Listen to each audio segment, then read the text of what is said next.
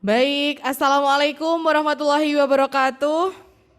Waalaikumsalam. Waalaikumsalam warahmatullahi wabarakatuh. Semangat pagi dan ini sudah hadir di tengah-tengah kita. Selamat sore Coach Gendro Salim. Selamat sore, apa kabar? Alhamdulillah baik, luar biasa. Baik, jadi pada kesempatan sore hari ini kita sudah memasuki sesi kedua dari inkubasi yang diselenggarakan pada minggu kedua, Kamis 10 Februari 2022. Jadi tadi di sesi yang pertama kita sudah membahas tuntas tentang company profile dan juga business plan. Pada kesempatan yang kedua ini kita akan belajar bareng dan juga sudah hadir di tengah-tengah kita ada Coach Gendro. Kemudian tema sore hari ini adalah prosperity, abundance, dan juga working towards goals. Jadi nanti akan disampaikan secara langsung dan di akhir materi peserta berkesempatan untuk menanyakan langsung ataupun mungkin ada yang belum jelas nanti akan bisa ditanyakan melalui kolom chat yang ada di Zoom meeting sore hari ini.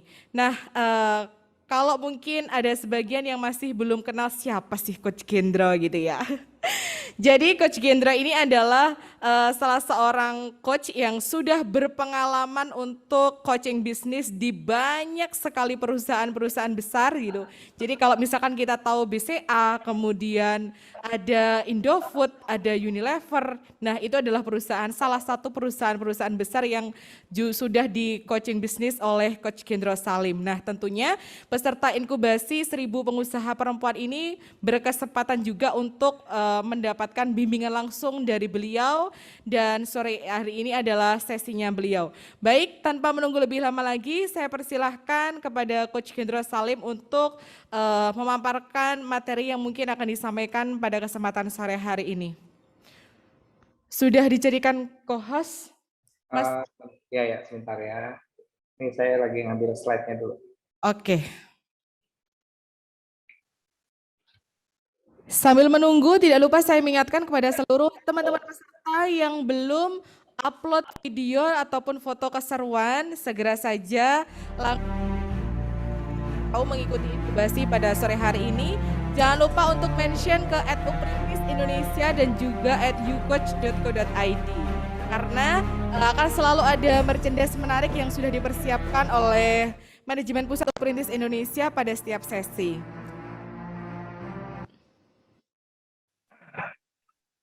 Oke, sekali lagi mudah-mudahan ini bisa menambah wawasan juga buat teman-teman dalam berwirausaha. Jadi saya dapat tugas gitu ya dari Ibu Novita untuk membawakan prosperity, kemudian abundance, and walking towards goals. Jadi ini ada beberapa materi yang justru saya pengen memprovokasi teman-teman untuk bisa melakukan sesuatu jauh lebih besar lagi daripada mungkin yang sudah pernah teman-teman pikirkan. Jadi yang pertama, tak kenal maka tak sayang, saya adalah seorang coach dan kira-kira hampir jalan 17 tahun dalam membina dan mendampingi para pengusaha di Indonesia. Saya sudah singgah di 43 kota dan sudah mendampingi lebih dari 1000 perusahaan. Saya juga membuat beberapa perusahaan yang so far masih ada 5 yang masih eksis, yang masih jalan. Yang lain ada yang sudah saya lepas, ada yang saya sudah pecah kongsi, ada yang mungkin nggak cocok juga bisnisnya di era sekarang. Jadi walaupun saya sebagai bisnis coach, saya juga membuktikan bahwa saya tidak anti peluru. Jadi juga ada salah-salahnya juga. Di luar itu, saya sertifikasi lebih banyak di coaching maupun bisnis, itu yang saya perdalam, dan saya sudah memberikan pelatihan dari tahun 2006 pada saat saya pertama kali menjadi coach. Tapi sebelumnya saya juga aktif dalam memberikan pelatihan-pelatihan di organisasi sebelumnya. Oke, kita mulai materi hari ini. Karena sekali lagi ini materinya abundance, berkelimpahan, satu lagi prosperity, bagaimana menciptakan sebuah kesejahteraan 7,8 miliar populasi yang ada di dunia ini. Jadi 10 bilang kalau mau masih sekitar kabupaten atau kota madya, tapi sekarang oke, sorry terputus. Saya share screen lagi ya. Jadi kalau dulu kita, oh sorry kok slide-nya yang ini, sebentar.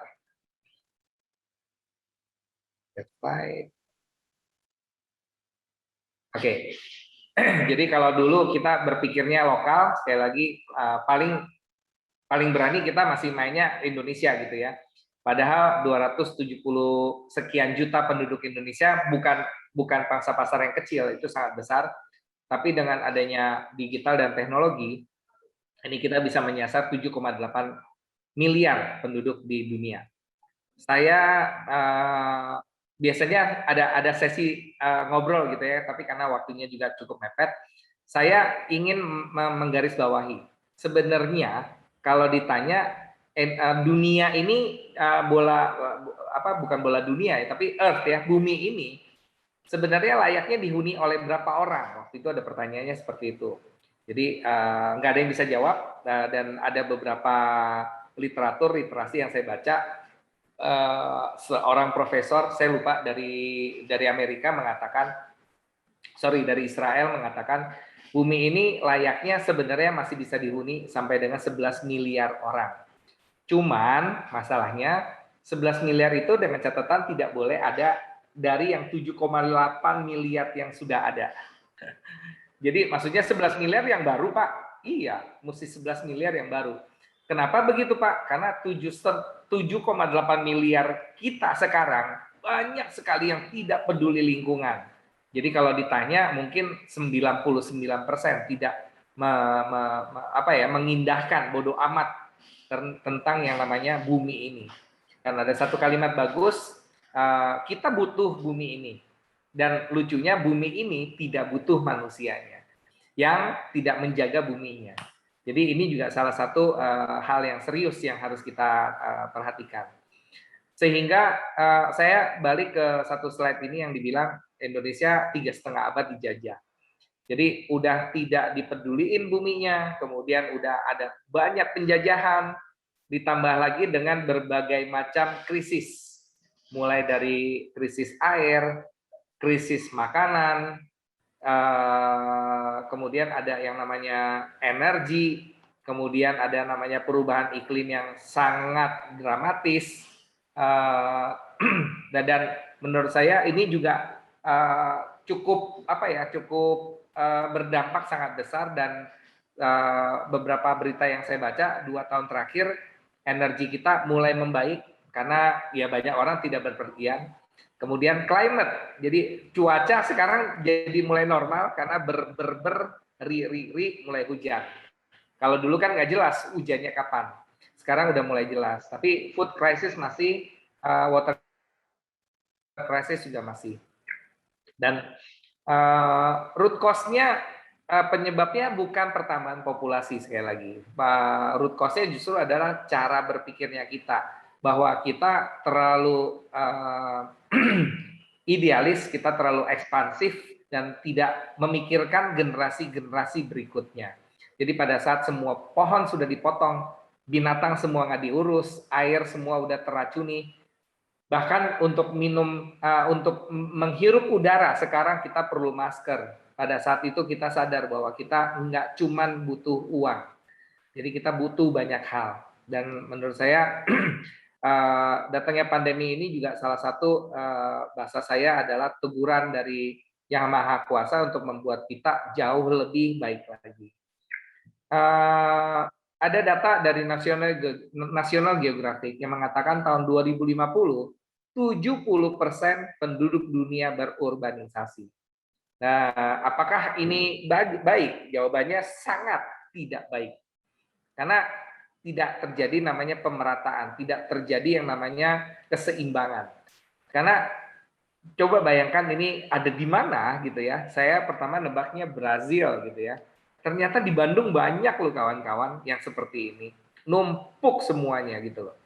Dan bukan cuma tempat yang kita butuhin. Makanya saya salah satu yang jujur mendukung keputusan IKN ini harus terjadi ibu kota Nusantara ya. Karena kalau nggak begini ya padatnya penduduk Jawa ini tidak pernah akan terdistribusi.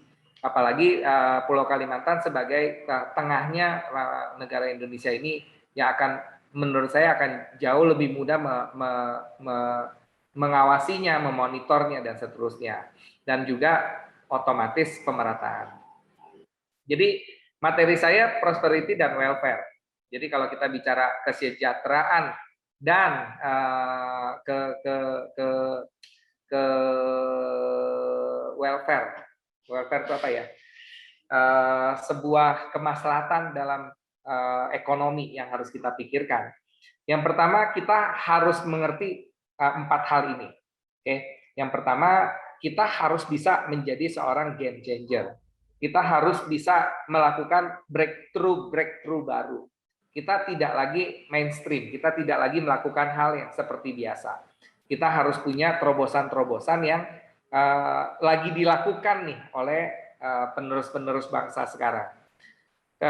Kalau dilihat seperti ini, data digital ekonomi Indonesia, the biggest economy in Southeast Asia. Jadi Indonesia punya pertumbuhan yang sangat luar biasa. Most connected social networks, 79 juta active users. Dan saya dapat data terbaru sekarang makin sadis. YouTube itu total jumlah pengguna aktifnya 120 juta orang, kemudian Instagram 85 juta orang, TikTok sekarang melesat jauh hampir mencapai 40 juta, padahal kurang dari 5 tahun. Kemudian consumer market untuk digital tech di survei ini tahun 2015 ya, 88 juta, dan angkanya sekarang sudah mencapai 160 juta pelanggan yang memakai internet. 180 juta itu tidak sedikit ya kawan-kawan. Kemudian yang terkoneksi dengan smartphone 326 juta, gila banget. Penduduknya cuma 270 juta, tapi yang terkoneksi di handphone ada sekitar 300 sekian juta atau mencapai 150% ke atas. Jadi satu orang udah punya 2 handphone. Kemudian ada 2033 startup yang terus tumbuh, ditambah lagi dengan pertumbuhan e-commerce 39%. Dan diduga akan mencapai 46 miliar US dollar di tahun 2025. Oke, apakah koneksi saya masih aman? Masih ya. Kemudian berikutnya, kalau kita bicara perbandingan PDB per kapita anggota G20. Jadi ini kalau saya lihat data ini jujur saya sangat sedih. Kenapa? Karena Indonesia negara kedua terendah PDB per kapita di G20. Tapi yang menggembirakan justru dengan serendah itu kita sekarang ditunjuk jadi ketua G20 yang sedang dilaksanakan ya sekarang sampai nanti di ujung tahun di bulan Oktober. Dengan hanya 3.870 US dollar per kapita, kita 2 kali lipatnya India, tapi kita masih kalah sama Afrika Selatan, kalah sama Turki, kalah sama Tiongkok. Jadi ini harus kita kejar. Brasil pun meninggalkan kita lebih dari 2 kali. Argentina yang padahal kita harusnya jauh lebih baik daripada Argentina. Dan ini yang harus kita kejar habis-habisan. Dan setelah patriotis kita bicara sustainability. Jadi bagaimana kita harus memikirkan bukan cuma profit ibu-ibu bapak semuanya. Kita juga harus memikirkan yang namanya people, orang-orang sekitar kita, timnya kita, stakeholdernya kita. Tapi juga kita harus mikirin planet. Dan sekarang lagi terjadi namanya partnership, kolaborasi yang sangat luar biasa setelah terjadinya namanya pandemi. Dan berikutnya adalah bagaimana kita bisa mencapai sebuah kedamaian yang harus dijaga ya, perdamaian dunia ini. Ini bukan hal yang mudah, tapi ini juga harus kita ketahui. Kemudian kolaborasi, tentunya ini menjadi sebuah hal yang sangat mutlak antara akademisi, kemudian masyarakat, bisnis, dan pemerintah. Dan ini yang kita harapkan biar tumbuh pemimpin-pemimpin ekonomi baru di negara ini. Ini ada data juga tentang pertumbuhan PDB di 2019-2020, ya, di mana dikatakan bahwa pada saat pandemi negara-negara lain anjlok hancur-hancuran, Indonesia masih bisa mencetak sampai dengan 7,07% pertumbuhan ekonomi year on year-nya di kuartal ketiga bulan Agustus. Dan saya membaca di berita ekonomi targetnya Sri Mulyani adalah 5% pertumbuhan PDB di tahun 2022 ini. Dan itu sangat-sangat menggembirakan ya untuk negara Indonesia, karena otomatis negara-negara barat yang suka berinvestasi di Asia akan memilih negara kita menjadi negara investasi karena melihat dari pertumbuhan ekonomi kita yang sangat luar biasa. Adi, ini ada data yang lain lagi. Second largest pengguna Facebook, kemudian fourth largest pengguna Twitter gitu ya. Tadi saya udah katakan pengguna smartphone juga luar biasa, dan tertinggi semua orang pakai smartphone, tidak lagi pakai yang namanya laptop untuk menggunakan internet. Pertumbuhan ekspor kita juga sangat-sangat luar biasa. Di 2020 jumlahnya itu ada 13,055, dan kalau year on year di bulan Agustus kita naik 21,423. Ini menunjukkan bahwa negara ini tidak main-main dalam hal ekspornya dan bagaimana. Oke, maaf ya, internetnya di sini terbaiknya begini. Oke, sebentar. Saya share lagi. Alright, jadi ekspor ke 4 negara tersebut adalah pasar-pasar yang paling besar yang kita bisa ekspor. Jadi saran saya ke teman-teman, mulailah mencari tahu apa yang dibutuhkan ke 4 negara tersebut, karena mereka benar-benar membutuhkan negara kita. Banyak juga data-data di luar 4 negara ini seperti Korea, Eropa juga butuh banyak hal dari kita. Jadi ayo kita pasang kuping untuk bisa mendorong barang-barang ekspor juga, walaupun perjalanan kita masih jauh, tapi kita harus merintisnya dari sekarang. Dan untuk impor non migas ini juga jadi berita baiknya juga. Bagaimana caranya kita juga bisa menekan impor, di mana kita masih butuh barang dari China, Jepang, Thailand, dan Korea Selatan. Dan ini harus kita antisipasi ya, supaya kita juga ada perubahan-perubahan yang signifikan. Jepang sama Korea udah jelas-jelas adalah otomotif, dan ini 2 negara yang menyumbang paling besar dalam hal elektronik dan otomotif. Makanya nggak heran negara ini berlomba-lomba untuk juga membuat mobilnya sendiri. Dan saya dengar mobil listriknya juga sudah berhasil dirakit di negara kita, dan Pak Jokowi juga habis-habisan mengajak semua negara yang mau membeli bahan baku dari negara kita harus punya pabrik di Indonesia. Dan itu juga menjadi sebuah berita yang menggembirakan bagi para pelaku usaha. Oke, selanjutnya kita terkenal dengan yang namanya spices atau namanya bumbu. Jadi rempah-rempah ini 7 rempah-rempah yang paling sering dicari di dunia. Baik dari lada, kemudian ada clove, cengkeh, cinnamon gitu ya. Tadi ada jahe, vanila, kemudian ini yang di atas nutmeg. Nutmeg ini apa nih? Kacangan ya. Sama turmeric. Turmeric ini kayaknya kalau kuning-kuning ini saya ngelihatnya udah pasti kunyit. Oke. Ini ekspor yang paling besar yang dilakukan oleh Indonesia. Kalau kita ingat lagi 3,5 abad kita dijajah, mereka mencari rempah-rempah di negara kita. Dan oleh karena itu Indonesia lagi dorong-dorongan tentang Indonesian Spice Up the World. Dan ini yang lagi dikumandangkan oleh Pak Jokowi untuk bisa negara kita menjadi penghasil bumbu rempah yang terbesar di dunia. Dan kalau kita lihat biji kopi Indonesia itu kontributor terbesar nomor 4 setelah Brasil, Vietnam, dan Kolombia. Dan ini menurut saya sebuah peluang yang sangat besar tentang kopi. Walaupun diakui kalau dibilang kopi sudah diserap oleh perusahaan-perusahaan produsen besar, saya percaya ceruk pasarnya masih bisa kita toel-toel lagi gitu loh. Karena kalau kita lihat masa iya kita kalah sama Brasil yang jumlah penduduknya cuma 200 juta yang menduduki peringkat ke-5 setelah negara kita. Oke. Maaf, ini juga kopi ya. Oke, berikutnya ini yang menyedihkan dari jumlah wisatawan mancanegara yang dimana sebelum periode pertama zamannya Pak SBY kita masih mencapai 11 juta wisatawan mancanegara yang datang ke negara kita, dan pada tahun 2019 itu target 20 juta itu tercapai, itu luar biasa.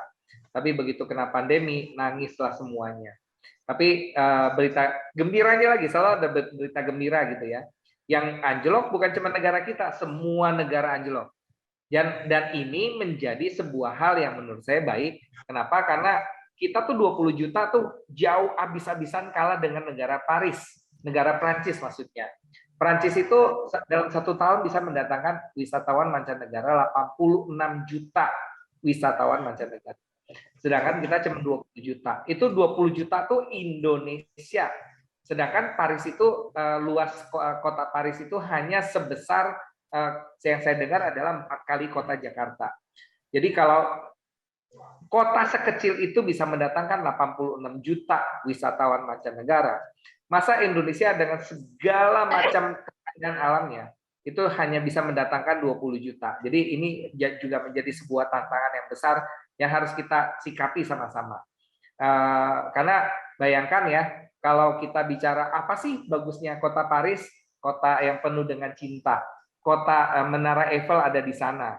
Kemudian apalagi yang bagus dari Prancis? Ya nggak terlalu banyak menurut saya kalau kita mau ngadu ya sama negara kita. Alamnya kita luar biasa, baik dari pegunungan nomor 1. Kemudian laut, pokoknya sebut deh banyak hal. Tapi karena kita nggak bisa memaintain, ya, itu yang menjadi PR besar buat kita. Bagaimana kita bisa mengelola sumber dayanya kita sendiri. Dan ini ada perkembangan terbaru yang saya dapatin di bulan September 2021.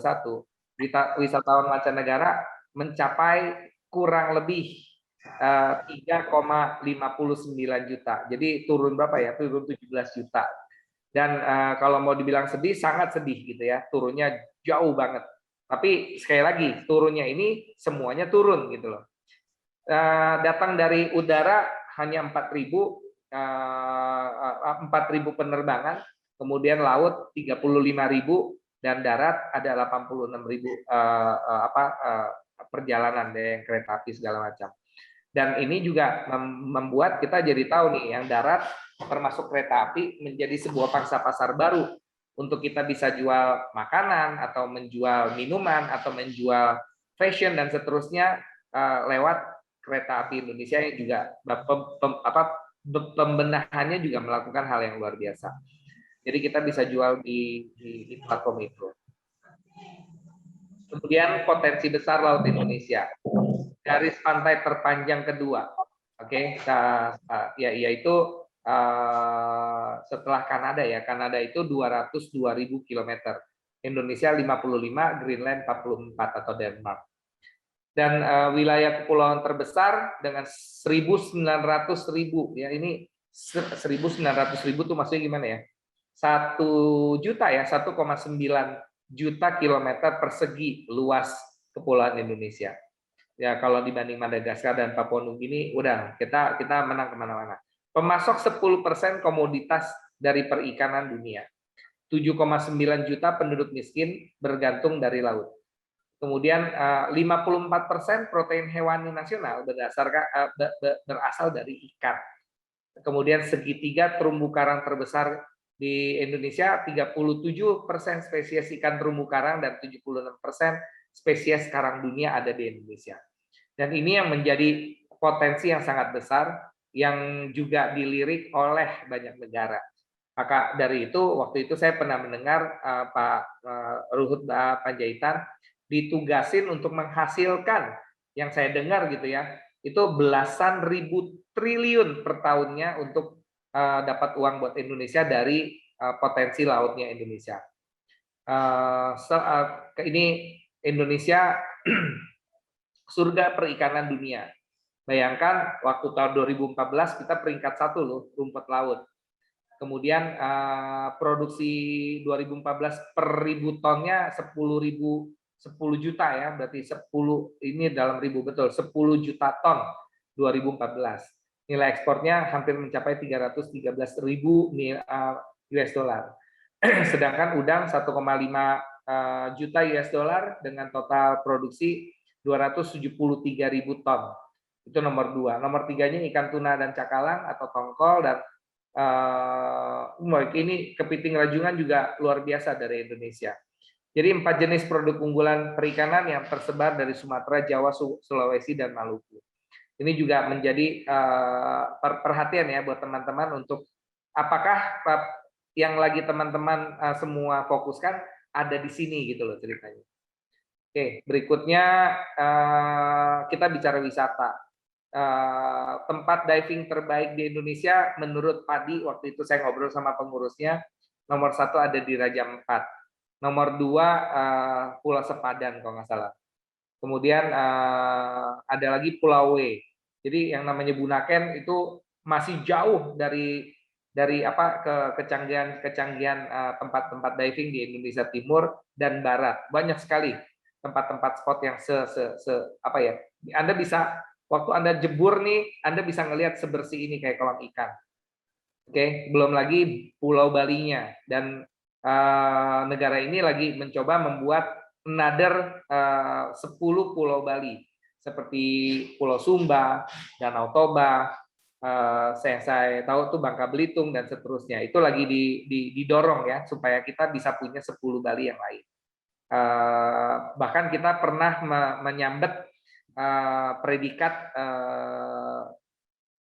7 keajaiban dunia, baik dari Candi Borobudur dan Pulau Komodo, walaupun sekarang sudah tidak lagi termasuk 7 keajaiban dunia.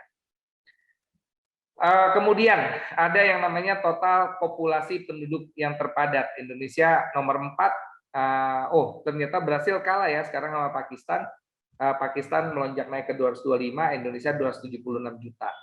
Yang saya kaget itu India, karena saya tahu waktu China 1,1 miliar penduduk, India baru 700 juta. Jadi India lonjakannya luar biasa, jadi 2 kali lipat. Jadi kalau saya lihat negara India yang dekat sama Pakistan, dekat sama Bangladesh, itu kalau dikumpulin, wow, itu India plus Pakistan itu udah 1,6, tambah lagi Bangladesh 1,8. Jadi nggak heran orang India banyak banget yang tersebar di seluruh dunia. Rusia juga ternyata masih besar, 145 juta penduduk, ada Meksiko, Jepang, dan lain-lain. Bahkan negara Asia yang bisa nyalip Indonesia. Oke, sudah bergabung kembali Coach Gendro. Iya, sorry nih, ini koneksinya. Saya lagi ada di rumah BUMN BRI. Saya share lagi ya. Oke, sebentar. Oke, tadi kita bicara kepadatan penduduk populasi di dunia. Dan dengan 270 sekian juta orang yang ada di dunia, Indonesia menjadi seksi juga karena menjadi negara konsumer yang juga punya potensi yang sangat besar. Coba bayangin kalau satu orang jual keripik satu aja, itu harganya 10.000, itu kalau dibeli sama seluruh warga negara Indonesia, itu omsetnya berapa satu keripik 10.000? 276 miliar dan menjadi 2,7 miliar keripik. Itu baru sekali makan tuh ya. Jadi intinya adalah negara kita tuh menjadi salah satu incaran dunia untuk investasi karena alasan penduduknya juga. Dan bukan cuma jumlah penduduknya banyak, Bapak Ibu semua, dibanding orang India dan China, orang Indonesia terkenal sangat ramah. Jadi kalau kita bicara wisata, sebenarnya Indonesia tuh luar biasa wisatanya. Kita masih senang dengan yang namanya melayani orang-orang asing. Ini gambaran UMKM. Gambaran UMKM dengan total data 64 juta UMKM dan memberikan kontribusi kepada PDB 61%, setara dengan 8,5 triliun. Serapan tenaga kerja 97%, investasi sektor UMKM juga mencapai 58%, ekspor UMKM, nah non migas ini masih 14%, dan pemanfaatan teknologi digitalnya yang masih rendah 13%.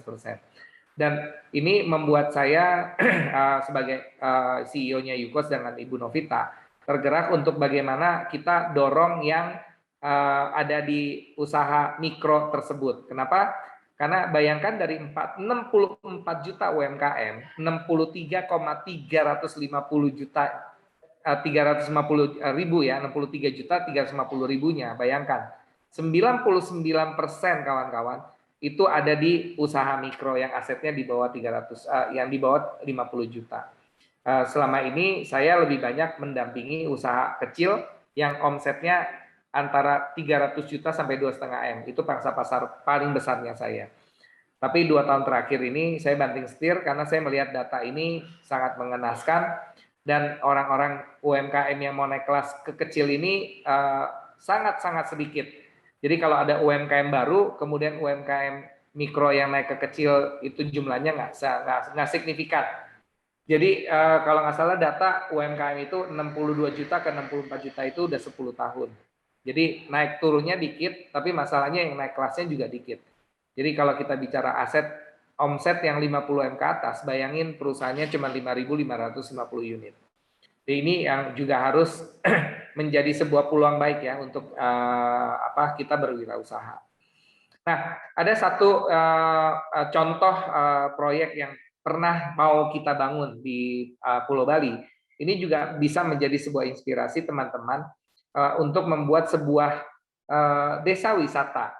Jadi desa wisata ini juga akan menghasilkan ekonomi yang sangat besar. Saya ceritain sebuah konsep yang namanya The Green Village ya, dengan tema The Green and Sustainable Ecosystem Agriculture Village, di mana kita akan punya tempat untuk orang-orang bisa hidupnya lebih panjang. Kenapa? Karena di alam bebas orang akan lebih banyak menemukan purpose, lebih bisa meditasi, bisa lebih tenang hidupnya, dan ternyata banyak orang Eropa, Amerika, dan Jepang mencari tempat-tempat baru untuk pensiunannya mereka. Yang kedua, eco-friendly community. Jadi kita juga harus membangun di Green Village itu sebuah tempat komunitas yang sangat eco-green, eco-friendly. Kemudian fair trade-nya juga harus jalan. Jadi tempat-tempat yang menjual tadi spices, rempah-rempah, kerajinan tangan, fashion, dan seterusnya harus kita bangun di sana untuk bisa membangun sebuah tourism yang berkelanjutan, di mana dengan adanya sustainable farming, eco-friendly education itu akan sangat mendorong orang-orang kawasan tersebut menjadi sangat bisa berkelanjutan. Jadi satu kawasan yang menggabungkan agriculture dalam wisata dalam satu ekosistem ditujukan untuk turis-turis mancanegara yang mau hidupnya lebih berarti agar meningkatkan taraf hidup desa pertanian dengan peningkatan teknologi budaya dan wisata, serta otomatis meningkatkan pendapatan daerah setempat dan akhirnya bisa menciptakan ikon pariwisata berbasis ekonomi kerakyatan.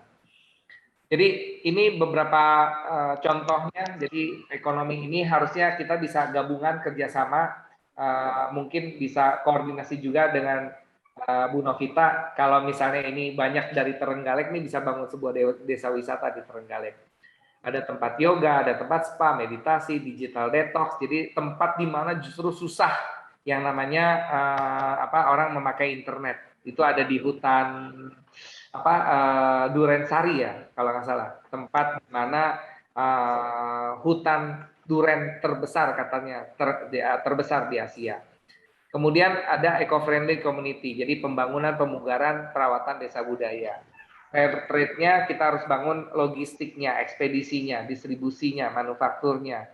Kemudian sustainable tourism, cultural traveler-nya, cooking class, romantic moment, educational, cultural, adventural, retreat gitu ya. Kemudian education center, research, dan terakhir sustainable farming, di mana kita bertani dengan teknologi-teknologi yang makin lama makin canggih tanpa menghilangkan budaya lokal. Jadi pertanian, perkebunan, peternakan, kehutanan yang digabungkan dengan teknologi dan lain-lain. Dan ini adalah sebuah buat saya terobosan apabila kita bisa melakukan ini sama-sama. Dan ini adalah aplikasi dari sebuah desa wisata di mana di green-nya kita akan melakukan banyak hal untuk bisa membuat desa ini jadi green dengan memakai reuse, recycle, kemudian reduce, kemudian greenhouse, dan developing infrastructure concept. Di sustainability-nya ada yang namanya pendidikan, R&D, komersial, power plant, keterlibatan regulasinya pemerintah, sama memperkaya budaya-budaya lokal. Ekosistem yang harus dibangun tentunya ada tourism, CSR, akademisi, marketing, manufaktur, distribusi, koperasi, dan HR. Ya, sedangkan di agriculture-nya semua sama, mulai dari pembibitan, pasca panen, penanaman, panennya itu sendiri, sampai dengan biaya operasionalnya itu. Terakhir adalah village-nya. Village-nya rumah adatnya harus dibangun, kemudian tari-tarian, segala macam, itu harus dibudidayakan kembali, propertinya, transportasinya, fasilitas, dan seterusnya. Dan ini kalau terjadi, desa ini akan, saya ngebayanginnya sebuah desa yang akan harga tanahnya naik 300%, peningkatan upahnya juga naik 300%, ilmu pengalamannya juga naik cepat karena ada teknologi pangan, pembagian keuntungan, karena ini sistemnya ekonomi rakyat sehingga banyak keluarga yang akan terhidupi dengan sangat baik. Potensi bisnis penunjangnya juga akan banyak. Perbaikan fasilitas umum otomatis karena ini sangat penting nanti buat si wisatanya. Beasiswa buat keluarga yang bekerja di kawasan ini. Kemudian subsidi untuk upacara-upacara ataupun budaya-budaya adat yang harus dilestarikan. Dan ini saya percaya ini akan memberikan multiplier effect kepada seluruh stakeholder, baik keluarga, lingkungan, pemerintah, dan semuanya. Termasuk yang mengkonsumsi, yang sebagai konsumernya yang menikmati. Kira-kira mungkin itu sedikit yang saya bisa memprovokasi ke teman-teman untuk bisa punya gambar besar bagaimana melakukan sebuah kewirausahaan itu bukan cuma bagaimana menghidupi keluarga saja, karena saya percaya di tangan kita inilah di tenaga pikiran kita lagi dibutuhkan oleh negara supaya kita bisa berkontribusi jauh lebih besar daripada apa yang kita pernah pikirkan bersama. Tapi tentunya ini bisa dilakukan kalau seandainya kita bekerja berbareng-barengan. Nah, mungkin itu yang bisa saya bagikan sedikit kepada teman-teman untuk tetap bisa melanjutkan perjuangan kemerdekaan negara ini dengan memberikan karya-karya dan kontribusi buat negara ini untuk bisa benar-benar bendera merah putihnya bisa terus naik berkibar di segala macam penjuru dunia. Kira-kira gitu dulu, saya kembalikan lagi kepada MC.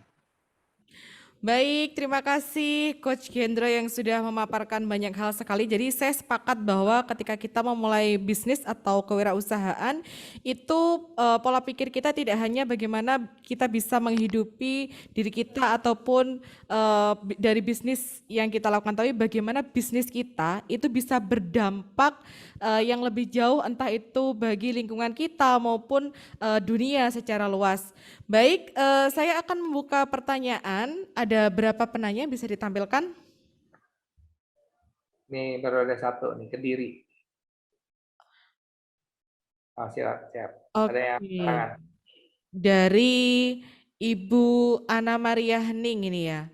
Untuk Kediri, ini dari Kabupaten Kediri ini Coach. Jadi mungkin apakah yang sudah dipaparkan itu bisa juga diterapkan di Kabupaten Kediri dan bisa memungkinkan untuk diterapkan bagi pelaku usaha yang ada di sana. Mungkin lebih seperti itu. Kalau saya jawab langsung, saya pernah bolak-balik Blitar Kediri 1 tahun. Jadi saya tahu konturnya Kediri dengan tebunya, dengan jagungnya, pertaniannya sangat berlimpah ruah, dengan cuaca yang sangat bersahabat dan rakyatnya luar biasa, sangat hemat gitu ya. Wah, ini cultural traveler yang akan sangat keren kalau mau dibangun ya di Kediri dan Blitar. Apalagi di Kediri ada gudang garam, ya kita bisa ketok dana CSR, ngajak mereka untuk bekerja sama. Saya rasa sangat mungkin. Tapi desain etnografinya harus jelas. Jadi apa yang kaya dari sebuah kota Kediri yang harus kita angkat bersama. Jadi kita harus ngajarin mereka, ini loh tanaman tembakau, ini loh yang namanya tanaman tebu, ini loh yang namanya tanaman jagung. Jagung aja varietasnya ada ribuan gitu kan ceritanya. Dan mereka kita ajarin bagaimana namanya desa wisata adalah pertanian di sana dan hortikultura. Itu yang saya tahu yang sangat-sangat luar biasa di Jawa Timur yang namanya Kediri, Blitar, Tulung Agung. Itu yang saya tahu. Jadi sangat-sangat memungkinkan dengan. Dan luar biasanya kalau teman-teman mau tahu ya, di Jakarta ini saya punya klien bengkel gitu ya, dan bengkel ini dari cabang 3 menjadi 18, itu karyawannya banyaknya ambilnya dari Kediri, Blitar, Tulung Agung gitu loh. Dan setelah disurvei, kenapa banyak dari sana mekanik-mekanik yang bagus? Karena katanya dulu penjajahan yang paling luar biasa terjadinya oleh Jepang ada di kota tersebut. Nah, lucunya saya pernah dengar jadi nenek moyang kita, mungkin ini masih nenek atau buyut kita, itu melihat merubah gitu ya, merubah nasibnya bangsa ini, malah mereka senang kalau seandainya anak gadisnya itu dikawini oleh tentara Jepang gitu. Dan kita tahu kan bahwa bangsa Jepang itu sangat-sangat mekanik. Jadi saya juga kayaknya ini ada urusan sama itu. Jadi kalau kita bicara kita ekspor mekanik, itu namanya Kediri, Blitar, Tulung Agung, itu menjadi sumber yang luar biasa tuh untuk yang mau sekolah mekanik. Karena saya nggak ngerti bengkel Nawilis itu katanya 50% pekerjanya banyak kan dari sana gitu loh. Jadi itu yang harus diangkat gitu loh ceritanya. Jadi mekaniknya saya dengar, kemudian pertanian hortikulturanya terkenal, lautnya menurut saya pinggir pantainya juga itu luar biasa. Itu yang harus diekspos karena otomatis Kediri, Blitar, Tulung Agung itu menjadi sebuah satu kesatuan yang beda dengan yang namanya Pulau Bali. Karena kalau kita berbanding sama Pulau Bali, katanya ya pulau terbaik di dunia sekarang bukan Bali lagi, tapi Jawa. Karena digabungin tuh Pulau Jawa, gunung terbanyak, air terjun terbesar gitu ya. Kalau digabung-gabungin ya Bali kalah dong sama Jawa gitu loh. Dan budaya Jawa nggak main-main. Jawa itu budayanya lebih kental lagi kalau digabungin sama Jawa. Nah itu yang mungkin bisa kita expose ya dari sana. Jadi kalau ditanya memungkinkan, sangat mungkin, tapi mesti didesain dulu secara etnografi. Kira-kira itu. Baik, terima kasih. Seperti itu ya pemaparannya. Jadi mungkin lebih bagaimana kita bisa menggali lagi potensi yang ada di sekitar kita dan tentunya mungkin setiap kepala daerah ataupun pemerintah daerah juga sedang gencar-gencarnya untuk membangun desa wisata. Jadi kalau kita melihat bersama sebenarnya desa wisata ini juga tidak lebih dari bagaimana kita bisa memberdayakan potensi yang ada di wilayah tersebut dengan kemampuan SDM untuk dikelola dengan baik dan dipromosikan sehingga bisa mendatangkan income bagi pelaku bisnis, mengangkat UMKM-nya dan sebagainya. Baik, terima kasih Coach Gendro. Selanjutnya ada dari Kak Rena, ini dari Trenggalek.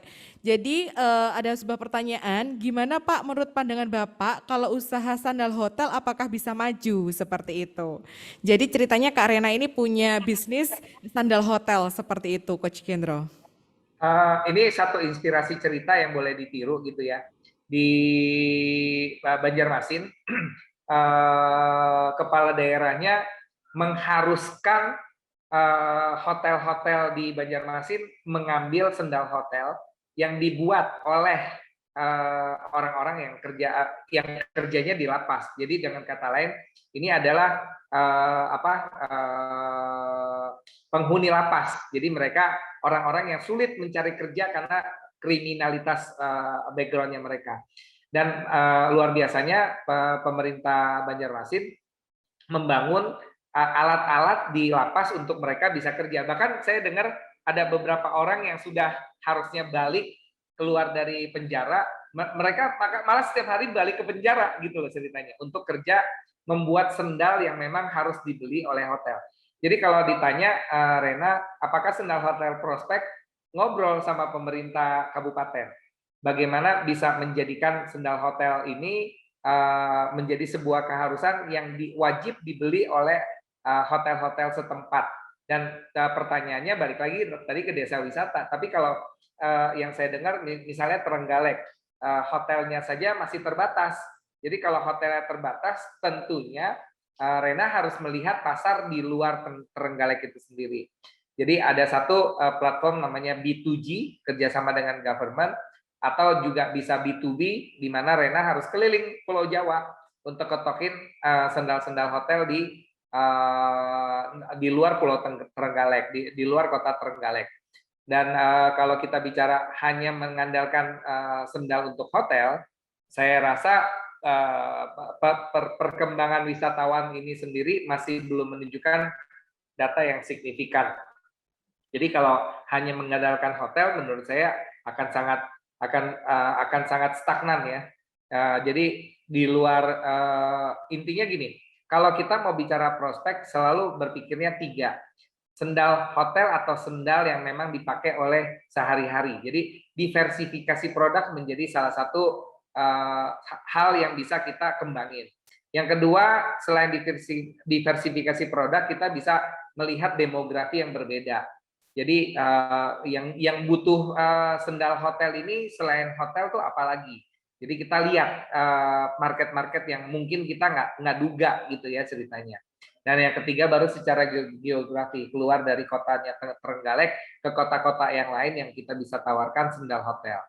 Nah, kalau kita bicara tadi diversifikasi, mungkin sendal hotelnya mesti punya sebuah keunikan sendiri yang tidak mahal, karena kalau kita bicara hotel memberikan sendal buat pelanggannya, otomatis dia akan mencari yang murah, yang dipakainya tidak lama, tapi punya ciri khas. Nah, Rena harus mencari tahu apa ciri khas dari Trenggalek yang membuat orang-orang justru pengen ngambil sendal hotel tersebut sebagai merchandise, bahwa mereka udah pernah datang ke Trenggalek karena sendal hotel yang sangat bagus itu. Jadi itu yang harus terobos ya, harus dicari terobosan-terobosannya untuk bisa menjadikan sendal hotel ini tetap bisa eksis. Kira-kira gitu Rena. Baik, terima kasih Coach. Betul sekali. Jadi memang ketika kita mempunyai sebuah produk, kita harus bisa mengoptimalkan apa sih produk identity yang sudah kita buat, kemudian yang membedakan dengan produk atau sandal yang lain itu seperti apa. Kemudian betul sekali juga target market kita harus jelas dan networking, akses pasar ini juga penting banget. Jadi kalau mungkin Kak Rena hanya mengandalkan berjualan di Trenggalek saja, mungkin hasilnya atau produk yang terjual belum sepenuhnya banyak gitu, tapi ketika kita punya akses pasar yang baik, kita bisa berkolaborasi mungkin dengan vendor pernikahan, kita bisa menjadikan sandal tersebut menjadi souvenir. Nah itu mungkin kolaborasi-kolaborasi yang mungkin bisa diterapkan ke depannya seperti itu. Kemudian selanjutnya ada yang hands up dari Kak Ika Indriati. Selamat sore Kak Ika. Selamat sore. Mohon maaf saya nggak nyalakan video. Mohon maaf Coach. Silakan. Siap. Begitu banyak pemaparan dari Coach Gendro tadi yang disampaikan untuk peluang usaha, untuk memulai usaha itu dari berbagai macam sektor. Kami ini Coach, apa sih yang bisa kita berikan? Kita memberikan kontribusi terhadap negara dari usaha-usaha kita. Ini Coach, perkenalkan bahwa saya adalah UKM yang usaha kami bergerak di food and beverage. Kita olahan sambal dan bumbu. yang mana bumbu kita ini adalah bumbu ajaib, bumbu serbaguna. Jadi satu bumbu bisa untuk membuat berbagai macam olahan masakan seperti itu, Coach. Begini, Coach, dari produk-produk kami ini. Saya kepinginnya produk kami itu juga tidak hanya bisa dipasarkan di lokalan saja, tetapi bagaimana produk kami itu bisa dikenal, dipasarkan dan diminati dari hulu sampai hilir. Bahkan yang seperti Coach Gendro tadi sampaikan, untuk program pemerintah saat ini yang tadi Coach Hendro sampaikan tadi ada tujuh yang lada, cengkeh, kunyit tadi itu, Coach, yang spice up itu, Coach. Itu alhamdulillah saya masuk dalam ikut dalam programnya Spice Up the World itu. Ini permasalahan kami ini bagaimana sih supaya produk kami itu tadi kita bisa dikenal dari hulu sampai hilir, bahkan bisa sampai mancanegara seperti itu, Coach. Terima kasih.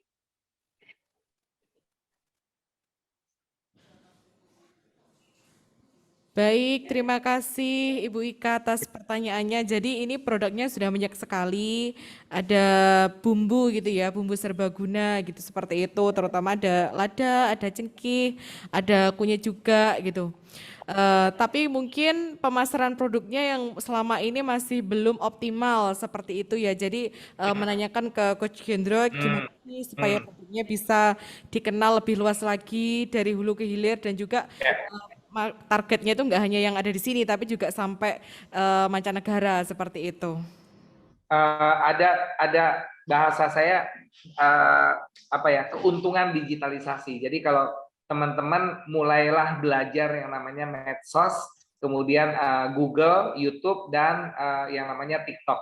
Jadi kalau kita bicara media sosial tuh ada Instagram, Facebook, itu nggak boleh dilewatin. Kemudian ada namanya TikTok, kemudian ada namanya YouTube. Pakailah 3 platform ini aja. Jadi Instagram 85 juta orang yang bisa melihat apa yang kita kerjain, YouTube 120 juta orang, dan TikTok 36 juta orang. Jadi kalau kita bisa bikin konten yang baik, jadi belajarlah bagaimana mengkomunikasikan produk kita lewat 3 media itu. Jadi perkaya diri kita, perbanyak wawasan kita, bagaimana cara berkomunikasi di medsos sampai bisa juara gitu loh ceritanya. Ini bukan pekerjaan mudah, tapi makin kita dalemin, kita nanti dapat kliknya. Karena misalnya contohnya, Ibu kan pasti susah dong Bu, misalnya kalau Ibu bikin brosur, dibagikan ke seluruh penjuru Indonesia. Bu, 500 perak satu brosur, kalau dikali 275 juta itu modalnya berapa? 27 M, Bu. Jadi kalau kita bisa dengan media sosial, ini saya lagi coba mengiklankan klien saya, Anda nanti boleh lihat Gendro Salim gitu ya di TikTok. Itu saya lagi mencoba mempromosikan toko kue yang ada di Purwakarta. Itu hanya dengan modal 30.000, Bu. 30.000 gitu ya. Ada 3.300 orang yang lihat iklan saya. Jadi dengan kata lain itu modalnya cuma 8 perak, Ibu. 8 perak untuk orang bisa tahu tentang produk tersebut gitu loh. Kemudian luar biasanya lagi, Valentine disambut dengan luar biasa sampai saya dapat 1.300 likes dari video konten tersebut. Jadi bagaimana kita menyiapkan konten, mana yang lagi trending topik yang kita bisa ikuti, sehingga orang-orang tahu gitu loh tentang eksistensi kita dan perusahaan kita dan produknya kita. Jadi satu, kita harus memaksimalkan tentang namanya media sosial. Bahkan belajar. Sekarang belajar aja, coba bayangin kalau Bu Novita ngundang saya, katakanlah sederhana deh ke Surabaya. Hari ini saya udah pasti skip karena saya lagi ada di Bandung, gitu lah ceritanya. Apalagi misalnya ke Trenggalek. Tapi dengan adanya Zoom, semudah ini kita bisa langsung belajar. Kita bisa mengkomunikasikan berbagai macam hal. Jadi sekali lagi perdalam pengetahuan Bu Ika dalam menggunakan sosial media yang lika-likunya masih sangat luar biasa besarnya. Dan untuk itu saya menyarankan Bu Ika untuk belajar di socialmediamarketer.id. Saya ketik ya di kolom chat. Ini sebuah media platform yang menurut saya Ibu bisa belajar gratis dulu Bu. Socialmediamarketer.id. Nanti ketiknya digabung aja semuanya ya. Socialmediamarketer, betul.id. Ini bisa cek TikToknya, bisa cek YouTube banget. Jadi nggak ada kata nggak ngerti sekarang. Kalau nggak mau belajar ya nggak ngerti-ngerti gitu ceritanya. Jadi perkaya medsosnya Ibu untuk bisa mengkomunikasikan produk Ibu. Contoh lagi ya Bu, kalau kita mau memakai tadi brosur, apalagi misalnya talk show. Bu, talk show tahu nggak Bu harganya berapa? 1 jam itu durasi 35 menit doang kita dapat talk show-nya. Itu bayarannya sekarang radio itu di Jakarta 25 juta per satu sesi, yaitu 35 menit. Sedangkan kalau followersnya Ibu banyak, Ibu tinggal melakukan namanya IG Live. Itu udah bisa talk show dengan gerak.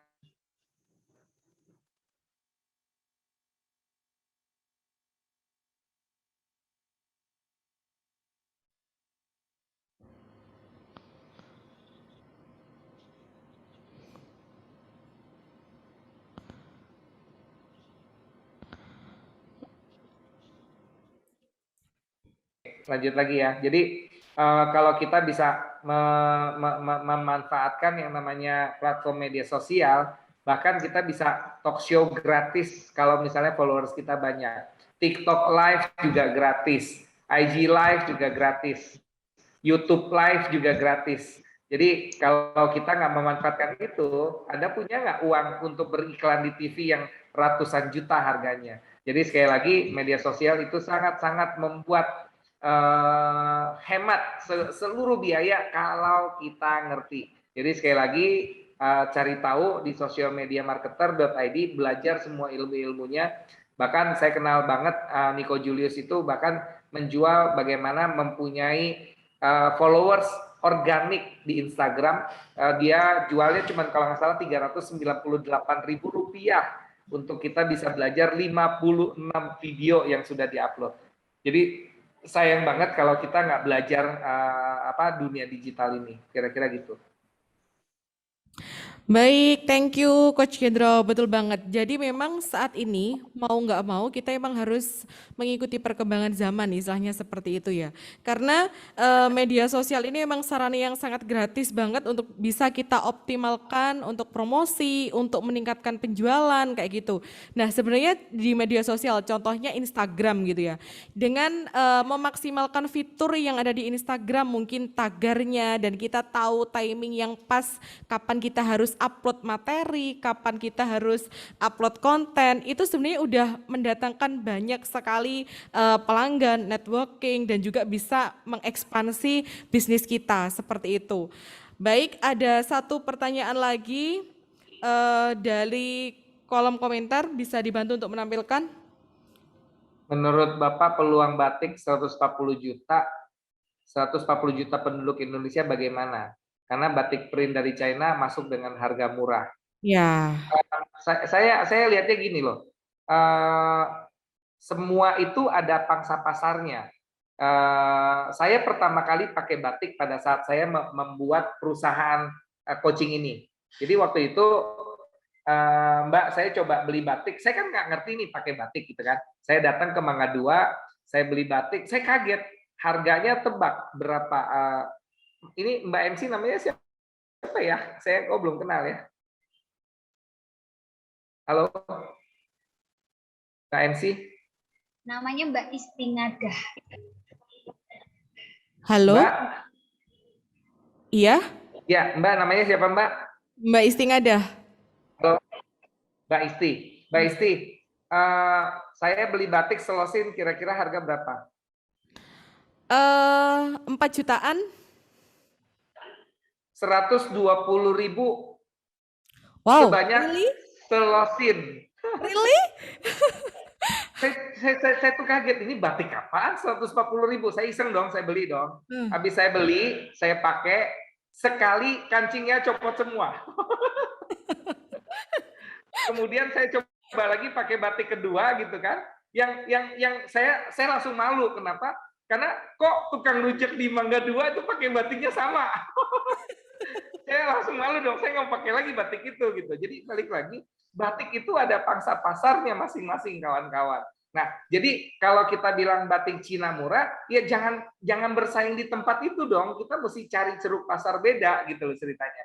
Dan saya percaya deh kalau kita mau ngadu batik gitu ya, tetap Pak Bu, Indonesia tuh tangannya luar biasa. Ya udah jangan ngadu-ngaduan dong jualan batik dengan cara itu gitu.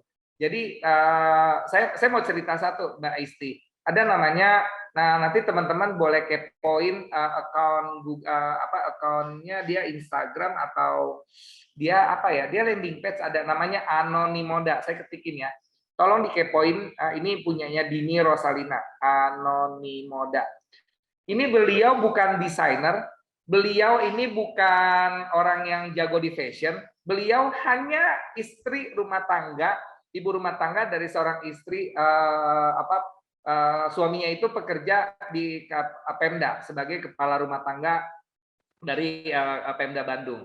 Nah, Dini ini terkenal sangat malu dan males ketemu banyak orang, jadi dia kerjanya cuma di rumah gitu, ngeliatin Instagram orang, ngeliatin Google, ngeliatin YouTube, kemudian iseng-iseng bikin pola dari gambar yang sudah ada, maksudnya dibikin polanya berbeda, kerahnya ditambahin, pokoknya dia research, dia jago research, oh ternyata orang Indonesia suka pakai hijab yang harganya 80.000 sampai 120.000. Kemudian dia bikin 1, 2, 3, 4, 5, 6 mode. Kemudian dia pinter, dia ngajak mahasiswi untuk sesi pemotretan. Potretnya cuma 250.000, bayar satu mahasiswi. Jadi dia panggil 3 mahasiswi untuk motret 6 bajunya dia, 750.000. Kemudian setelah dapat potret yang bagus, ini mahasiswi yang sudah memakai hijabnya dia, gitu ya, batik hijabnya dia, diupload. Tahu nggak Isti penjualannya Dini sebulan berapa duit Isti? 50 juta? Dengan harga 80.000 sampai 120.000. Dini Rosalina omsetnya 200 juta sebulan, nggak punya karyawan. Wow. Nggak punya karyawan. Oke, kenapa nggak punya karyawan? Karena dia bisa cari tukang jahitnya, dia bisa cari tukang polanya, kemudian dia beli kainnya, kemudian ekspedisi sekarang pakai Gojek tinggal diambil. Bayangin. Ya, yang kerennya lagi yang tukang fotonya suaminya sendiri di hari Sabtu Minggu. Mengalahkan semua desainer yang ada di Indonesia yang saya kenal. Ini orang biasa dengan margin 30%, omset 200 juta tuh 60 juta, Mbak, Bu, gitu. Keuntungannya nggak main-main. Jadi balik lagi, pangsa pasarnya di mana? Jadi kita mesti kumpulin dong followersnya kita. Jangan ikut-ikutan jual konsinyasi di Mangga 2, ya udah pasti kalah habis-habisan. Ikut hajar ke Tanah Abang, Anda nggak menang dengan cara itu. Tapi balik lagi, apakah harga murah menang? Jawaban saya kapok dong beli batik yang harganya semurah itu, yang kancingnya langsung lepas, yang masa tukang rujak semuanya bajunya sama kayak saya. Apalagi saya dapat komentar dari klien saya, Pak Gendro, sekarang kalau pakai batik kayaknya kucul ya, kan malu atuh. Nggak berani lagi saya beli batik yang 10.000, 20.000. Saya sekarang hunting kain, kemudian cari tukang jahit untuk bisa membuat batik yang elegan buat saya, yang target saya kalau saya pakai batik yang harganya sejutaan lah, masa profesi saya seperti ini pakai batik asal-asalan. Ya sekali lagi, Anda harus tahu pangsa pasarnya di mana. Jadi saya percaya pangsa pasarnya tetap akan ada. Oke, betul banget. Jadi memang sebagai pelaku bisnis itu memang kita harus ini ya, harus nyasar kira-kira dengan produk yang seperti ini target market ataupun pembeli yang pas itu di mana itu. Jadi emang harus ini pinter-pinter untuk berinovasi istilahnya seperti itu sehingga nemu peluang yang pas, bayar yang pas dan cuannya juga lebih pas lagi. Nah, saya tambahan lagi. Sekarang kalau kita bicara survei market, itu sekarang gampang sekali untuk bisa survei marketnya kita. Caranya gimana? Tokopedia, Shopee. Udah tinggal masuk aja ke sana, kemudian klik batik laki-laki, batik wanita, umur berapa, keluar toko-toko yang cari yang penjualannya ratusan ribuan.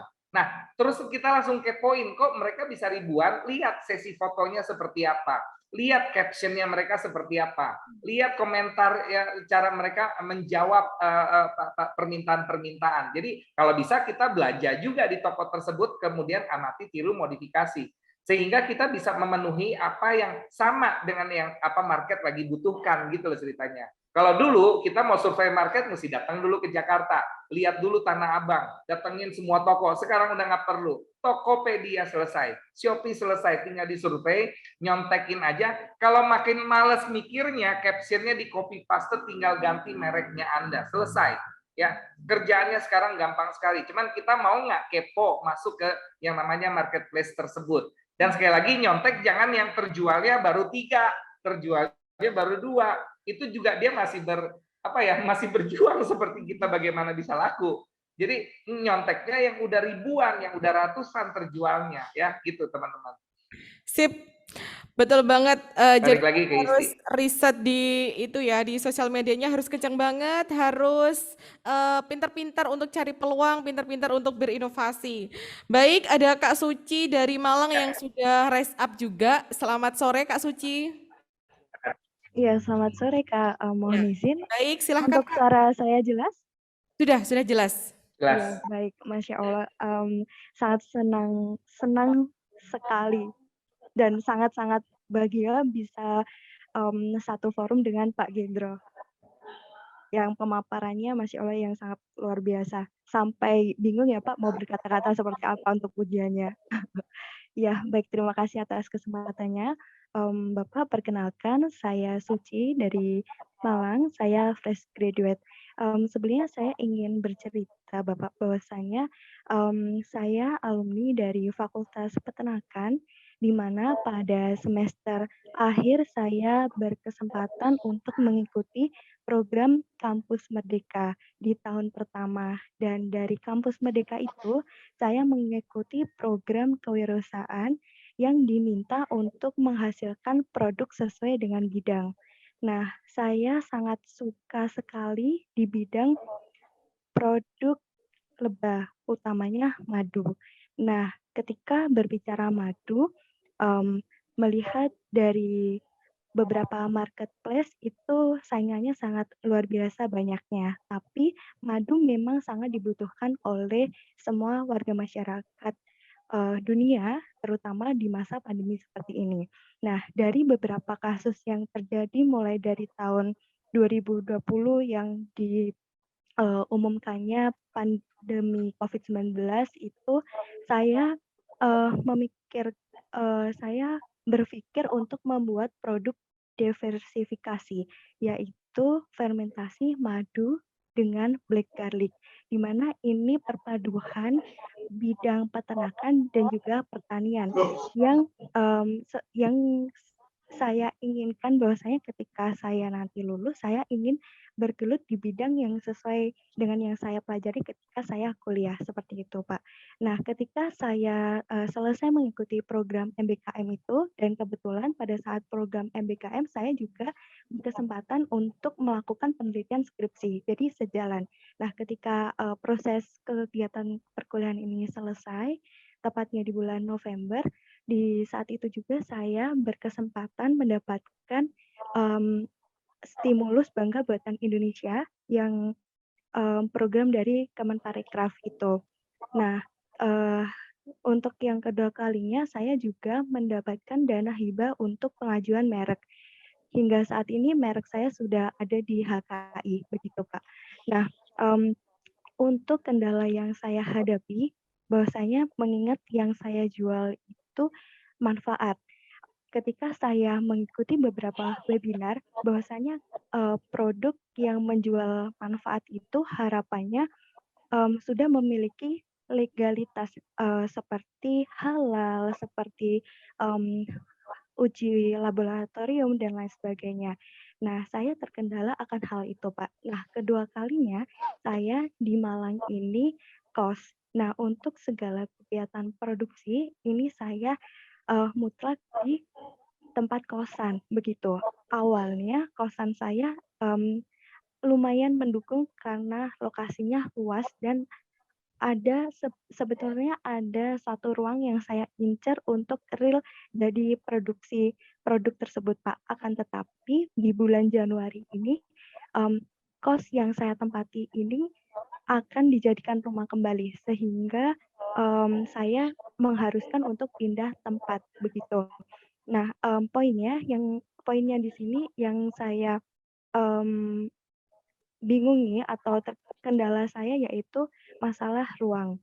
Nah, setelah itu yang pertama, Pak. Terus yang kedua, ketika mendengarkan beberapa pembicaraan mengenai bisnis, yaitu banyak yang menyinggung tentang kolaborasi. Nah, ini yang jadi tantangan saya, seperti kira-kira ide bisnis yang saya canangkan ini bisa berhasil atau enggak.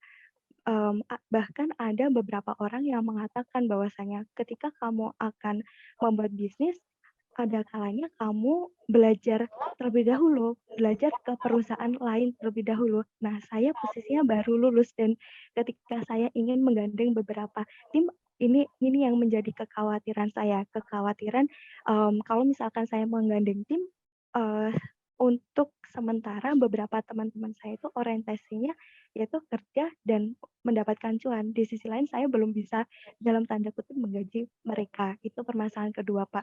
Terus untuk permasalahan yang ketiga mungkin saya ingin mengetahui versi dari Bapak, kiranya yang lebih efektif itu kita berjualan di marketplace atau berjualan menggunakan website pribadi. Begitu Pak, kurang lebihnya. Terima kasih banyak. Untuk selanjutnya saya Oke, yang pertama gini. Oke, Suci jangan dimatiin dulu mic-nya. Saya langsung nanya aja ya, Mbak Isti. ya,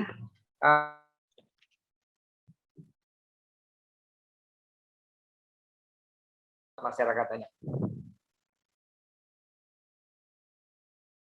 Halo, Mbak Suci. ya halo Pak, mohon maaf suaranya tadi terputus. Oke, seberapa yakin Mbak Suci dengan apa yang lagi dilakukan ini dapat memberikan manfaat banyak buat masyarakat? Ya, saya sangat yakin sekali Pak bahwasannya Cukup. Pertanyaannya adalah apakah ada bahan presentasi yang membuat orang itu akan ngeces ngeliatin apa yang lagi kamu lakuin? ada Pak. Halo Suci. Iya ada Pak. Informasi kembali bahwa saya produk yang saya canangkan ini sudah mendapatkan penghargaan yaitu bronze medal di kegiatan internasional, penyelenggaranya dari Iran. Terus yang kedua mendapatkan silver medal dari internasional. Terus yang ketiga. Sekat dulu Suci, sekat dulu. Bukan itu yang saya tanyakan. Ada nggak bahan presentasi untuk membuat itu jadi ngeces? Mungkin belum Pak untuk itu. Oke, jadi kata-katanya adalah bikinlah sebuah pitch deck. Jadi bahan presentasi yang isinya cuma 8-10 slide, di mana waktu kamu ngomong 8-10 slide yang durasinya cuma 3 menit, orang akan tertarik untuk melakukan sesuatu buat kamu. Yang pertama, itu yang harus kamu lakukan sebanyak-banyaknya untuk dapetin modal kerja. Oke, nah tapi balik lagi, setelah tertarik mereka pasti nanya modal kerjanya berapa dan kenapa modal kerja ini dibutuhkan sekian banyak. Kamu harus bisa jawab dan habis itu terakhir ketiga, kalau saya taruh modal kerja kemudian saya dapat untungnya apa? Kira-kira gitu. Dan Suci, sekali lagi tolong jangan cuma didorongnya adalah keuntungan secara nominal, tapi sentuh juga manfaat apa yang akan dia dapetin pada saat produk ini terdistribusi sekian banyak, masyarakat ini terbantukan apa aja. Jadi dua sisi, Bapak dapat keuntungan, bahkan Bapak membuat sebuah kebaikan, kira-kira gitu. Nah, itu harus dipresentasi sebanyak-banyaknya sehingga Suci dapat modal kerja. Nah, kalau dapat modal kerja, otomatis Suci bisa hire orang-orang dan cari tempat kerja yang luas. Nah, itu opsi satu. Opsi dua, Kalau seandainya nggak dapat pitch deck-nya, saya akan bilang mungkin harus dibenahin pitch deck-nya. Kalau pitch deck-nya udah bagus, mungkin kurang banyak Suci melakukan pitch deck. Jadi harus sering dapetin link untuk melakukan pemaparan presentasinya kamu. Jadi itu yang dilakuin, saya dengar namanya Ibu Sabda Ekoprint. Dia pokoknya ada event apa, dia search semuanya, dia ikutin semua eventnya untuk memperkenalkan produknya dia itu. Karena semua event-event inkubasi seperti ini biasanya dihadiri oleh orang-orang yang bukan cuma pengajar, bahkan mereka, contohnya saya sama Bu Novita, membuat sebuah agregator yang bisa nanti mengabsorb produk-produk yang baik-baiknya gitu loh ceritanya. Jadi lakukan pitch deck sebanyak-banyaknya. Saya dapat dana total 2,1 miliar setelah saya presentasi ke 150 orang Suci. Itu dapat 6 orang yang menaruh duit ke tempat saya 2,1 miliar. Kira-kira gitu Suci. Oke, Ya. jadi buatlah pitch deck yang memukau. Iya, baik Pak. Mau menginformasikan kembali, untuk saat ini saya juga sudah mendapatkan vendor, tapi vendor akan produk kurang lebih sekitar 300 produk produk lebah gitu Pak. Mulai dari beberapa jenis madu dan turunannya. Oke, itu vendor untuk supply kamu punya bahan baku ya. Iya, benar sekali Pak. Oke, terus di list terus sambil dijalanin. Oke.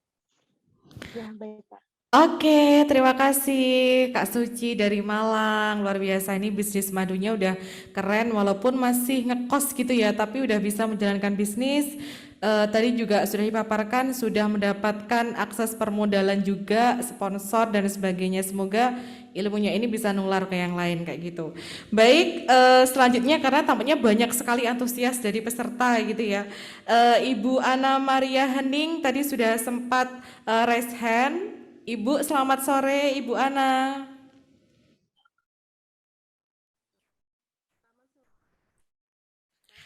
Baik, Suaranya masih belum.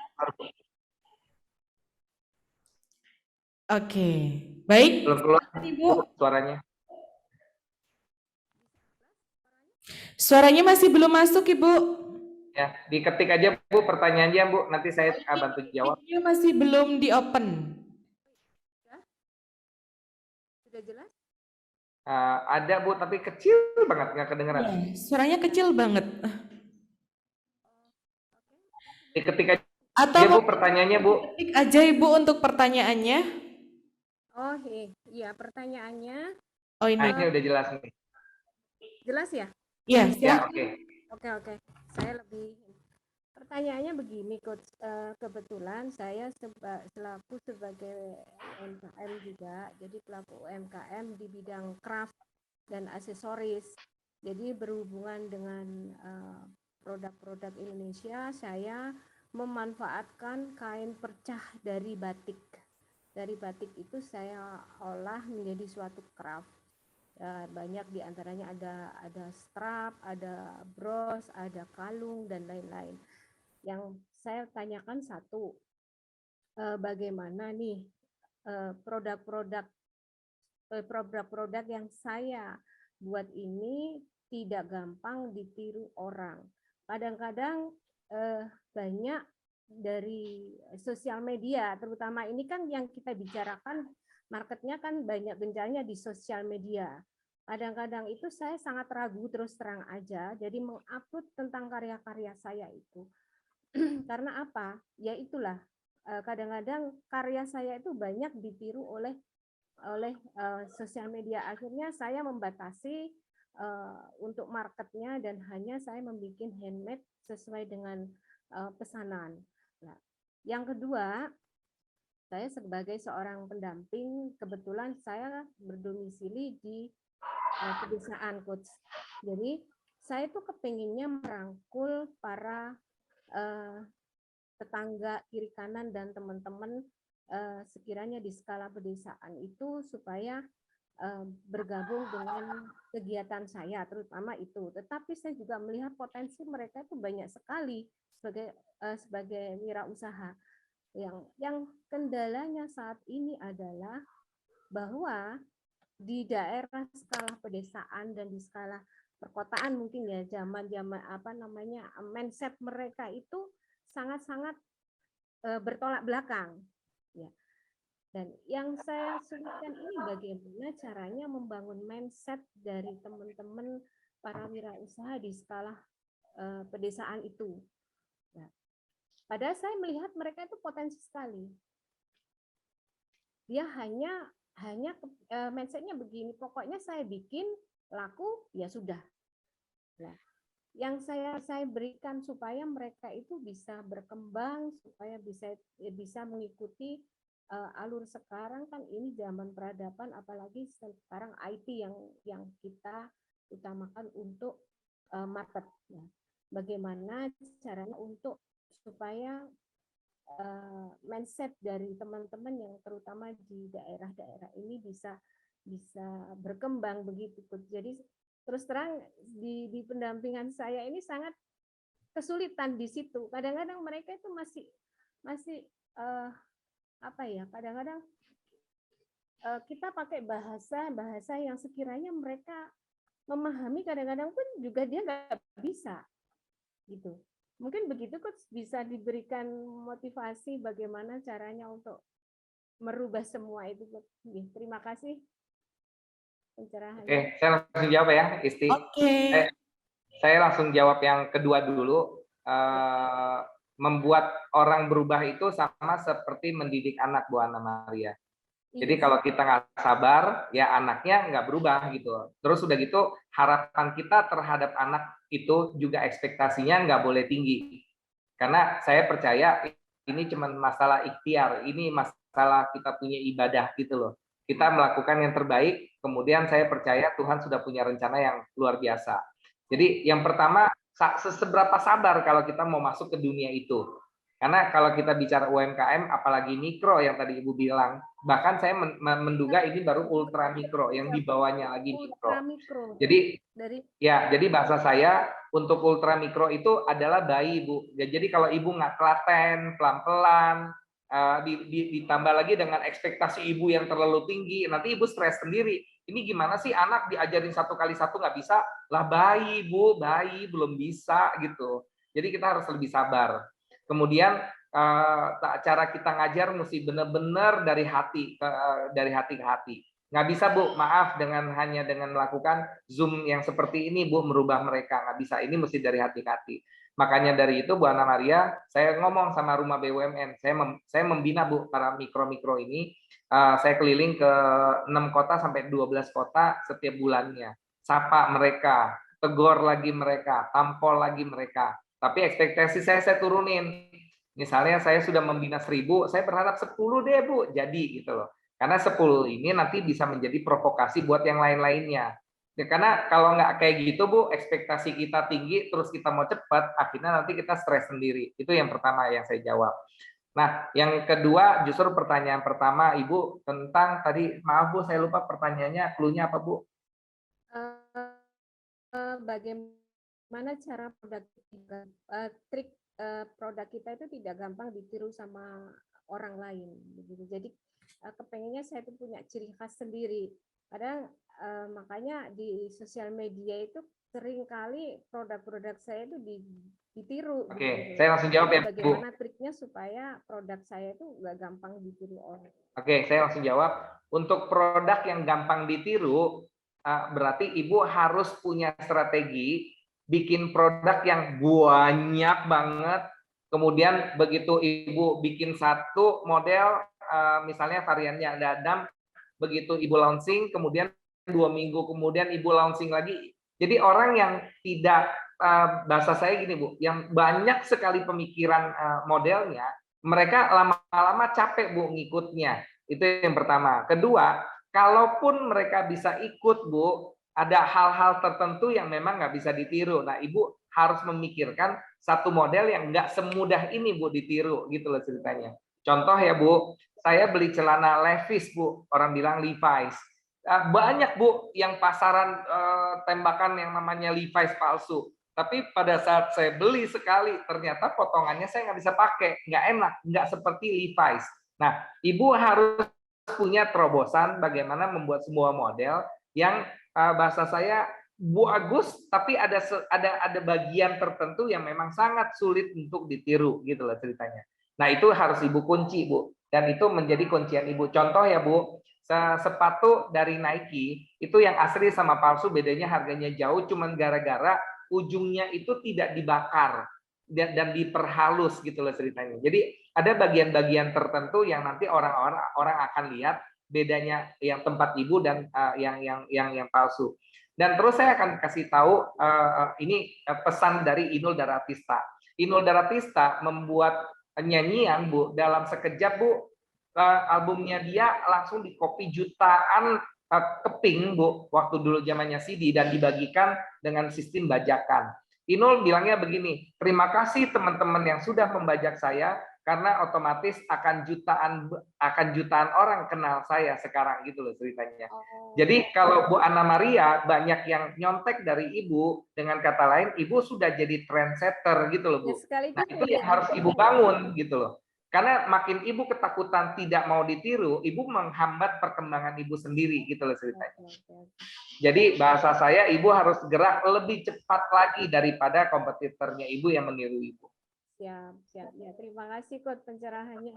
Ya, terima kasih sekali karena memang Ya, baik Ibu Anna Maria dari Kabupaten Kediri ini. Jadi memang balik lagi seperti yang sudah kita bahas di awal, inovasi, kemudian terobosan-terobosan, kolaborasi, akses pasar itu adalah hal yang memang harus dikuasai oleh seorang pebisnis. Jadi di kelas inkubasi ini kita sama-sama belajar gitu. Kalau mungkin kemarin masih belum kebuka ilmunya seperti apa dan kita sudah masuk di minggu kedua, udah banyak sekali insight-insight yang sudah diberikan oleh para business coach kita dalam 2 minggu ini. Baik, Ibu Anna Maria ini adalah penanya terakhir pada kesempatan sore hari ini dan izinkan saya merangkum sedikit apa yang dipaparkan oleh Coach Gendro sore hari ini ya. Jadi betul sekali yang sudah disampaikan oleh Coach Gendro. Jadi seorang pebisnis itu memang tidak selayaknya hanya memikirkan apa sih fokus bisnis yang dia berikan atau dijalani gitu. Tapi bagaimana bisnis yang dia lakukan, usaha yang dia lakukan itu bisa berdampak bagi sosial ekonomi di sekitarnya dan juga bagi dunia seperti itu.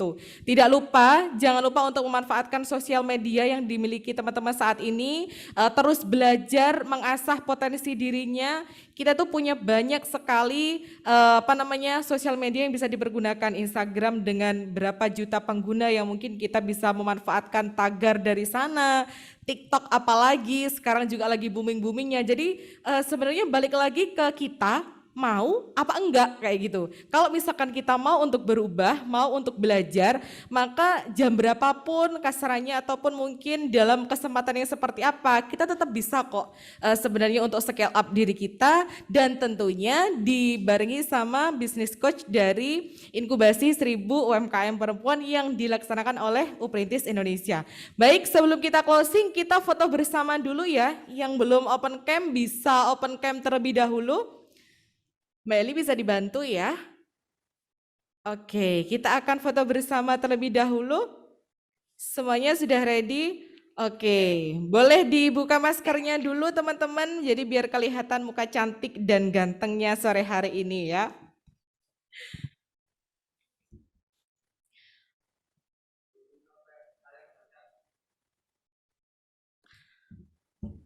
Baik. Sudah? Ada lagi enggak?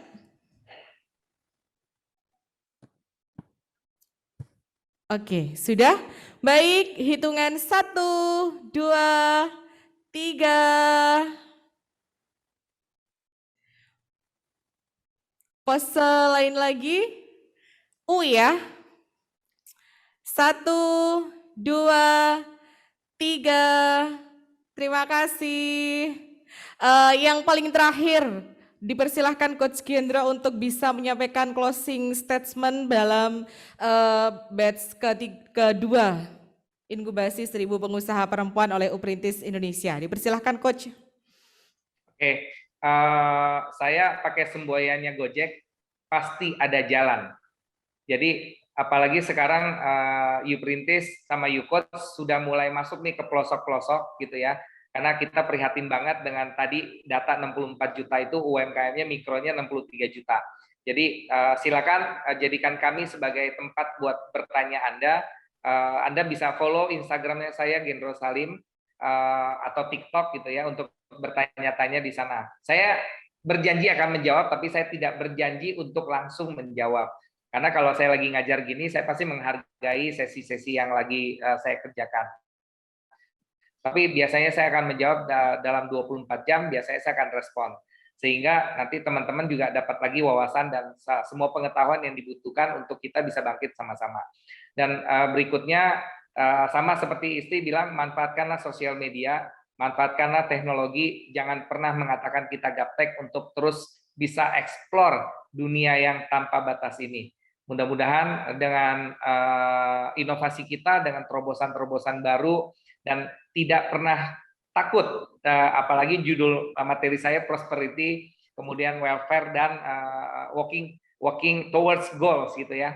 Kita harus yakin bahwa negara kita punya sumber daya yang berlimpah yang kita tidak perlu takuti, dan bahkan ada pesan saya kalau boleh share satu video sebelum kita tutup. Siap. Saya mau share satu video, ini sangat bagus. Lupakan bahwa dia pernah terjun ke politik dan menurut saya gagal, tapi ini adalah pada saat dia belum jadi sebelum tur politikus. dunia itu udah pernah tur Indonesia. Gue udah pernah ke Aceh sampai Papua. Dan Indonesia tuh nggak jelek. Tapi emang nggak sesempurna yang diceritain ke kita di buku pelajaran. Absensi sudah Masalah di-share kita tuh di cuman kolom chat ya. teman gue dibilang Indonesia is Ada not di kolom a chat poor Ibu country. Ana. It's a rich country. Tadi saya ke Dan itu betul. Kita tuh nggak mau turun tangan nih untuk ngeberesin Indonesia. Pemerintah aja yang kita suruh karena kita pikir itu kerjaan mereka. Padahal itu tanggung jawab kita juga. Lu tinggal di negara yang sama gitu. Dan lu nggak percaya lu karena lu tinggal di sini. Gue udah keliling dunia men. Dan gue makin sayang sama Indonesia. I know it doesn't make sense. Tapi bener. Gedein dikit. Ini bagian ini penting. Gue suka lagu ini karena bait keduanya. Baitnya kayak gini. Walaupun banyak negeri ku jalani, yang masyhur permai di kata orang, tetapi kampung dan rumahku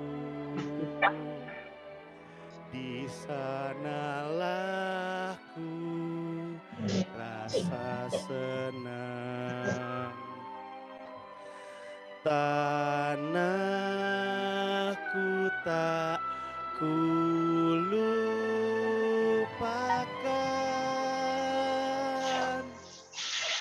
engkau ku banggakan.